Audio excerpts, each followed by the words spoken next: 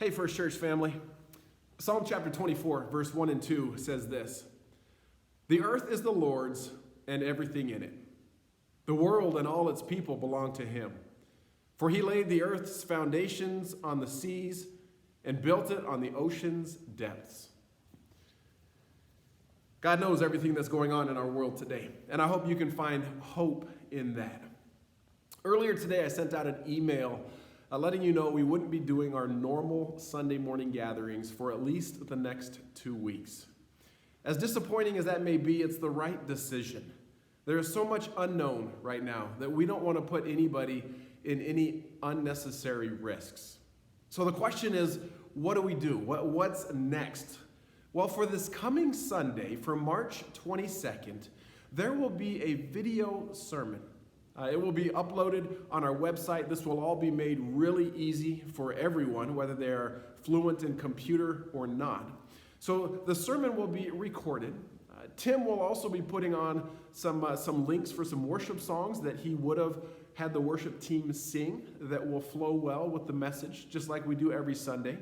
And then at the end of the message, there'll be the normal "so what?" The "what can we do with this?" with an encouragement and a challenge.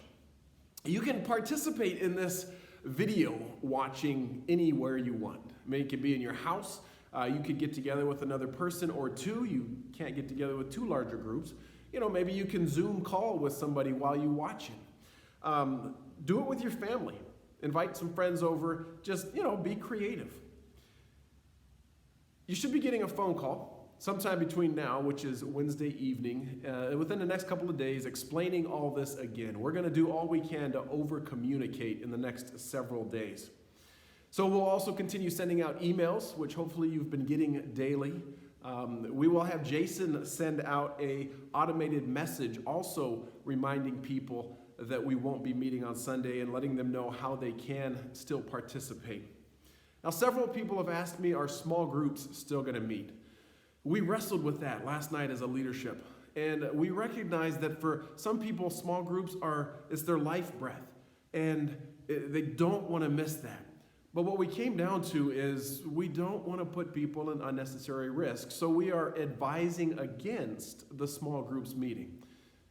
You guys, for the most part, are grown adults, and you can make your own decisions. So if you do end up meeting, make sure you communicate well with your entire group and make sure you take the precautions necessary to make sure things are clean and sanitary. For the next couple of weeks, there's going to be no other events or functions taking place at the church unless otherwise communicated. But hear this, ministry is still happening. It's still happening. It may not look like meeting together on a Sunday morning, but what's happening is just as alive and vibrant as it has been in the last weeks, months, and years. Now, that being the case, I want to remind you to continue to give of your tithes and offerings. There's multiple ways you can do this. On the church website, there's a link that you can give. Some of you have already been doing this. You could mail in your checks to the church. We will be checking the mailbox regularly. You could do a bank bill pay.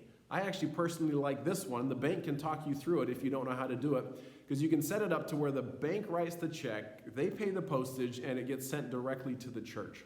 Or if you're not comfortable with any of those methods, just call me. I'll be at the church still a fair amount, and you can see if I'm here and drop a check off. I actually had somebody do that earlier today, and it worked just fine. Bottom line, friends, in these next couple of weeks or however long this lasts, our heart's desire is that you guys stay connected, that we all stay deeply connected. Be creative, figure out ways we can do that. This is an unknown adventure, but here's the fun of it.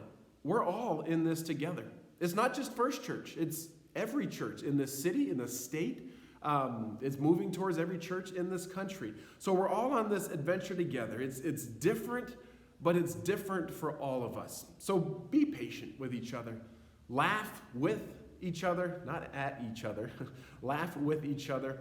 And like I reminded you last Sunday at church isn't just 9:31 to 11 on Sundays. Church is you. Church is me. Church is us. Let's figure out ways that we can do what God has called us to do as a church, as First Church. He's called us to be church for our neighbors. And we're living in a time where we can do that with gusto. If you have any questions, you have any comments, you have any concerns, you have any suggestions, email me. If you want to, text me, call me. I have been on the phone a lot and on email a lot in the last couple of days, so I will get to you as soon as I possibly can. Friends, I'm looking forward to this adventure that we're all on together, and I'm looking forward to seeing where God takes us. May He be given all the glory and the honor and the praise. We'll see you soon.